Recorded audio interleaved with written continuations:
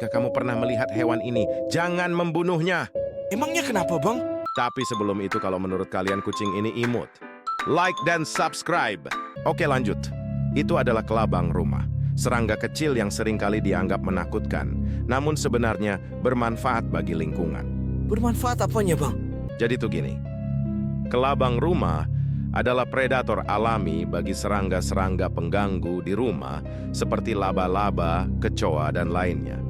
Mereka membantu menjaga rumah kita tetap bebas dari hama-hama tersebut. Walau kelihatannya menakutkan dan membuatmu refleks lompat, tapi mereka tidak agresif terhadap manusia.